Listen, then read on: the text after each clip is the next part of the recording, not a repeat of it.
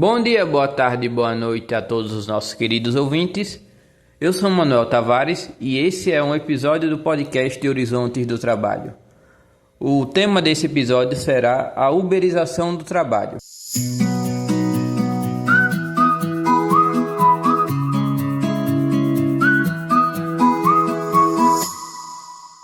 Então vamos para a nossa breve apresentação. O trabalho uberizado é um modelo de trabalho que utiliza plataformas digitais, isto é, sites e aplicativos, para conectar trabalhadores e clientes, utilizando a plataforma como intermediário para essa relação. Esse modelo é caracterizado pela flexibilidade e trabalho sob demanda. Invariavelmente resulta na precarização de trabalho, pela falta de vínculo empregatício e por os trabalhadores que agem na plataforma serem autônomos, sem acesso a direitos trabalhistas como férias e seguros, e também sendo gerenciado por um algoritmo que não tem muita exposição pela plataforma. Após essa breve introdução, vamos para a entrevista.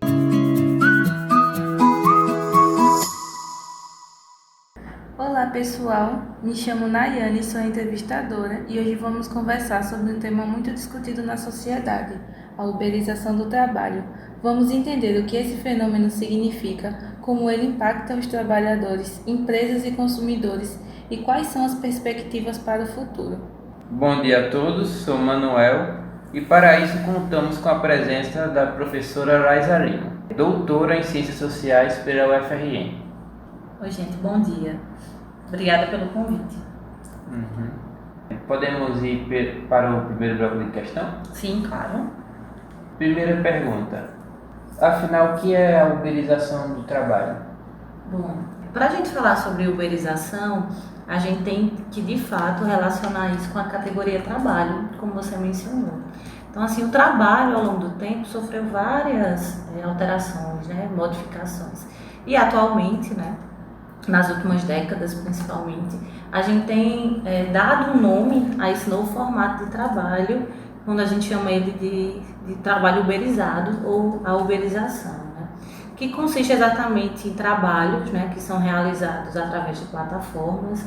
O mundo digital tem uma relação muito forte com a uberização e são trabalhos também que vêm de uma nova ótica, mais flexível do que os trabalhos que nós estávamos acostumados a ter, principalmente aqui no Brasil. E como esse modelo se diferencia do emprego tradicional com carteira assinada? Bom, primeiramente, o emprego com carteira assinada foi uma conquista que se deu através da luta dos trabalhadores. Então, assim, nem sempre existiu a carteira assinada, nem sempre as pessoas tinham direito ao auxílio maternidade, auxílio-desemprego. Esses foram direitos que foram sendo conquistados pelos trabalhadores, pelos sindicatos. A gente tem as greves, protestos, como mecanismos de luta dos trabalhadores. Então, a gente alcançou a nossa carteira de trabalho, vários direitos, Mas a uberização é como se ela estivesse em oposição a tudo isso que nós conquistamos na esfera do mundo do trabalho com os nossos direitos. Existem pessoas, empresários ou muitas pessoas que falam sobre a uberização como algo positivo, à medida que colocam isso como se você fosse ser um empreendedor de si. Então, a uberização traz essa lógica: eu não terei patrão, então eu vou fazer o meu horário e a partir disso eu também vou arcar com todos os custos e gastos desse trabalho. Então é como se a uberização fosse um novo formato de trabalho, onde todas essas conquistas que nós tivemos, elas passam a serem questionadas, por serem tratadas de formas diferentes. Vamos para a terceira pergunta. Por que esse tipo de trabalho cresceu tanto nos últimos anos, na última década? Eu acho que a gente pode falar sobre o mundo do trabalho e pensar também no sistema em que a gente vive, o sistema que a gente está inserido, pelo menos no caso do Brasil, que é o sistema capitalista.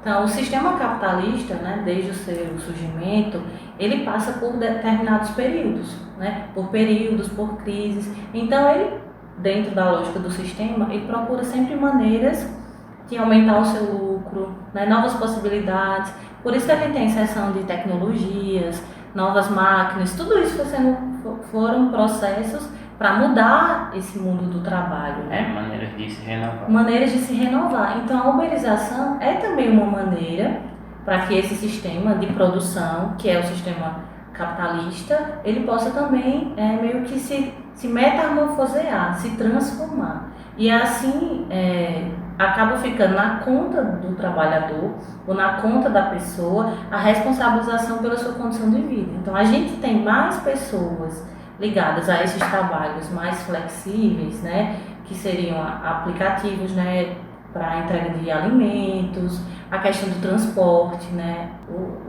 a Uber, na verdade, se tornou um fenômeno que nós podemos utilizá-lo em grande parte do mundo, né, fora outros serviços que vão sendo realizados também nessa lógica. Então, um ponto também que eu poderia acrescentar é que do surgimento do capitalismo para agora, o capitalismo se dava muito no mundo material, ou seja, se produzia algo e aí a gente vendia ou trocava. Agora, nesse novo formato, nessas últimas décadas, o universo dos serviços ele tem crescido muito. Então, muitas vezes eu não estou vendendo um produto para você, tipo um celular, um computador, mas eu estou oferecendo um serviço. E esse serviço pode ser nas mais variadas formas, né? Então, acho que as novas formas, os novos serviços têm possibilitado também o crescimento desse campo, né? Que seria o trabalho nas plataformas digitais, o trabalho mais flexível e também mais precarizado. Agora, no bloco 2, falaremos um pouco sobre os impactos sociais.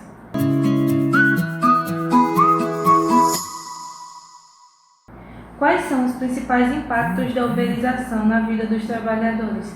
Bom, recentemente eu vi uma charge e que apresentava 2 entregadores, né, eles estavam andando de bicicleta e tinha um título, né, nessa charge que dizia os empreendedores. E falava assim, você não dorme melhor sabendo que é o seu próprio patrão? Aí o outro respondia, eu não durmo. Então assim, sem dúvidas, quando a gente fala sobre os direitos que nós conquistamos no mundo do trabalho, isso também tem a ver com a saúde do trabalhador, né? Então, os materiais que nós utilizamos, a nossa segurança, tudo isso faz parte do trabalho e da saúde do trabalhador.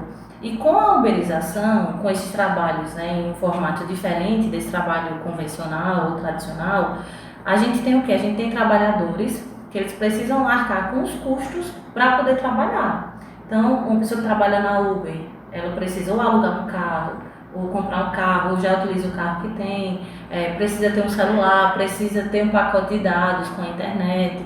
Muitas vezes os entregadores precisam, né, de bicicleta, inclusive a bolsa. Para você poder levar o alimento para as pessoas, você precisa comprar, você precisa adquirir. Então, eu acho que, dentre todos os problemas ou as questões que se apresentam, esse trabalhador ele não tem uma assistência à sua saúde. Então, são pessoas que precisam trabalhar o que era no início do capitalismo, da Revolução Industrial, por exemplo, mais de 12 horas. Muitas vezes essas pessoas, elas estão agora, atualmente, tendo que trabalhar mais de 12 horas por dia para tentar fazer um mínimo de salário. Então, acho que acabam muitas vezes adoecendo esses trabalhadores e diferente daquele trabalhador que é assistido pelo INSS, que é um servidor público, ele não tem a quem recorrer, né, se algo acontecer com ele. E esse modelo contribui para a precarização do trabalho? E por quê? Bom, exatamente porque essas pessoas elas não têm a quem recorrer. Né? Muitas vezes a plataforma ela oferece esse serviço, né, para que essas pessoas possam trabalhar na plataforma. Elas pagam, né, basicamente, né, para estarem nessa plataforma. Né? Então, o dinheiro que a pessoa iria receber na Uber, esse dinheiro, o custo é dividido, né, o valor para pagar a plataforma. Né? Então, a plataforma tira esse valor. Desculpa, esqueci o início da pergunta. Esse modelo contribui para precarização de trabalho e por quê? Sim, esse modelo de trabalho, né, que são esses modelos mais flexíveis e que estão nessa esfera muitas vezes das plataformas digitais, vários críticos, vários pensadores, várias várias pesquisas, inclusive, foram feitas para falar sobre essa questão do trabalhador e do quanto esses trabalhos acabam sendo precarizados, né? Então, temos no Brasil, por exemplo, o Ricardo Antunes, e que fala, né, sobre esse novo proletariado, né, sobre esses trabalhadores, né, precarizados, que estão cada vez mais numa posição de servidão mesmo. Precisam trabalhar, mas não tem nenhum tipo de assistência, e ao passo que as pessoas se consideram muitas vezes empreendedores. Por não ter um patrão, isso para eles já vale a pena, né, o sacrifício ou o trabalho que tem. Muitas vezes essas pessoas elas não conseguem, muitas vezes, se sustentar. Tem várias pesquisas que são realizadas e que apontam, né, que essas pessoas elas trabalham mais e elas ganham menos e elas acabam adoecendo. Por mais que tem várias pessoas que vão contando, né, histórias e dizendo que ganham muito bem determinados aplicativos, que largaram determinados trabalhos, e que isso pode acontecer, claro. Mas assim, a grande maioria precisa trabalhar muitas horas e mesmo assim ainda não consegue ter a condição de vida que merece. Como a uberização afeta a classe trabalhadora em termos de saúde física e mental? Bom, eu acho que até comentei um pouquinho já, assim, na verdade eu acho que os temas eles vão, as questões de vocês vão surgindo e estão meio que todas relacionadas a isso, né? Então, de fato, quando você coloca uma pessoa que está fazendo entregas de bicicleta, estou citando mais esse exemplo, mas são vários outros tipos de trabalhos que a gente considera nessa dimensão da uberização, né? Você vê um trabalhador que está lá 12 horas, por exemplo, entregando um alimento em uma bicicleta. Muitas vezes esse trabalhador ele não consegue nem se alimentar direito. Então, assim, ele se alimenta muito mal. Eu já vi algumas reportagens, inclusive, que mostravam a vida, né, de alguns trabalhadores, né, nessas plataformas, e que era meio que tudo contado, que essa pessoa ia se alimentar, o que ele iria comer, os alimentos, tipo, alimentos que não apresentavam muitos nutrientes, porque eram mais baratos, né, que muitas vezes a classe pobre e trabalhadora precisa fazer escolhas que cabem no orçamento, né? Então, esses trabalhadores, eles não têm um auxílio à alimentação, por exemplo, né, que vem da plataforma, que dá esse apoio. Então, assim, é um trabalho que acaba degradando o indivíduo, onde ele não tem, onde ele está inserido nessa lógica de empreender, a todo custo, mas que ele não tem em quem se apoiar, né? Quando as coisas acontecem, muitos se acidentam, alguns inclusive já faleceram durante o trabalho, mas sem assistência nenhuma. As plataformas se beneficiam mais do que os trabalhadores, mas como exatamente isso acontece? Imagina, né? Essas empresas, elas desenvolvem seus aplicativos, né, que precisam de uma tecnologia avançada e eles conseguem fazer isso, mas eles não precisam fazer grandes estruturas ou ter inúmeros funcionários, né, trabalhando como grandes empresas, assim. Então, o custo diário do trabalho dessas empresas é muito pequeno, né, já que ele não paga os direitos trabalhistas desses funcionários, também não precisam de grandes estruturas para que eles consigam desenvolver o trabalho. Então, eles se beneficiam, ganham muito dinheiro e tudo fica meio que na conta do trabalhador, né? Então, assim, se ele trabalhar muito, ele vai conseguir ganhar dinheiro. Fora essa necessidade também dele estar sempre conectado, né? Então, assim, quando chega uma chamada, quando chega um pedido, você não pode rejeitar vários, né? Você precisa atender, porque senão a sua nota cai. Então, imagine, né, a saúde desse trabalhador, a ansiedade, os medos, porque você não pode se negar, na verdade, quando tem uma oportunidade de trabalho, né, como essa. Nessas plataformas, a pessoa que trabalha não tem acesso direto ao cliente, é Sim, intermediário. Isso. Então, a plataforma, ela faz esse trabalho de intermediar, né? Então, ela não precisa investir tanto dinheiro, ela investe o recurso na elaboração, né, do aplicativo, né? E aí, todo trabalhador, todo mundo que estiver utilizando a plataforma, acaba investindo nela, de certa forma, né? Então, é um custo pequeno se comparado a outro tipo de trabalho, né? Essas plataformas, na uberização, avançaram mais sobre trabalhos que eram informais ou eram pouco regulados, como taxistas e entregadores. Perfeito. Qual, por exemplo, seria uma modalidade de regulação para o Uber?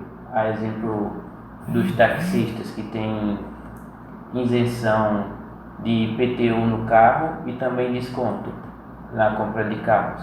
Eu acho assim, se a gente levar em consideração a legislação brasileira, a gente tem algumas iniciativas ou alguns projetos de lei, posso destacar de 2018 para cá, que tentam, de certa forma, para discutir no Congresso, né, a temática da uberização, né, ou desses aplicativos e desses trabalhadores. Então, a gente tem algumas leis que regulam o próprio transporte, né, de passageiros, né, projetos do Executivo também que buscam criar pacote de direitos para esses motoristas.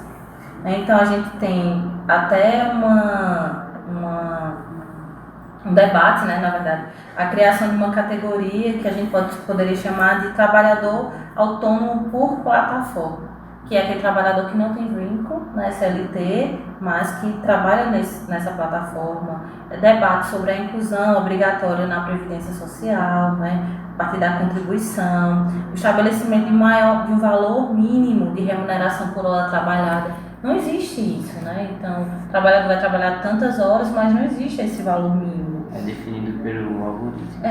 Pois é. Então, assim, existem leis também em nível municipal, né, debates, né, que vão falando sobre essas regras, e a própria Uber também, iniciativas, né, da 99, que tem discutido propostas de regulamentação, mas ainda é um debate muito incipiente, ainda precisa ser mais desenvolvido, e a sociedade, inclusive muitos trabalhadores, se questionam se será melhor ou não para eles se essa profissão ela tiver uma regulamentação maior, né? E agradecemos a você, professora, pela participação e a todos que nos acompanharam até agora.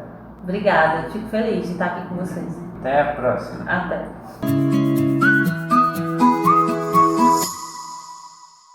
Um olá para todos os ouvintes. Me chamo Alan Moisés e vim apresentar o quadro Sua Opinião Não é Ciência. Há um mito que o Uber trabalha pouco e de forma temporária, mas não é o que os dados dizem. Em São Paulo, por exemplo, um levantamento do GIU, anteriormente conhecido como Stop Club, mostra que motoristas de aplicativos têm um faturamento mensal médio de R$ 8.571,42. Após descontar gastos como combustível, IPVA e manutenção do veículo, o lucro mensal é de R$ 3.701,31, com a jornada de trabalho de 60 horas semanais. Os ganhos podem variar de diferentes estados, mas a alta jornada são um padrão.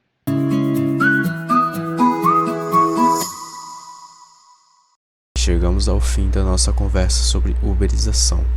Um agradecimento especial à professora Laisa Lima, que trouxe ideias valiosas e enriqueceu profundamente nossa discussão. Ao professor Bruno Balbino e ao nosso tutor Murilo, cuja orientação, apoio e dedicação foram fundamentais para a construção desse trabalho. Também agradecemos aos nossos entrevistadores, Manuel Tavares e Nayane Vitória, e a equipe que tornou tudo possível. Manuel Tavares e Alan Moisés na apresentação, Leandro Vinícius e Wellison Bauman no roteiro, Ângela Maria e Silas Gabriel na edição de áudio. Obrigado por nos acompanhar e até a próxima.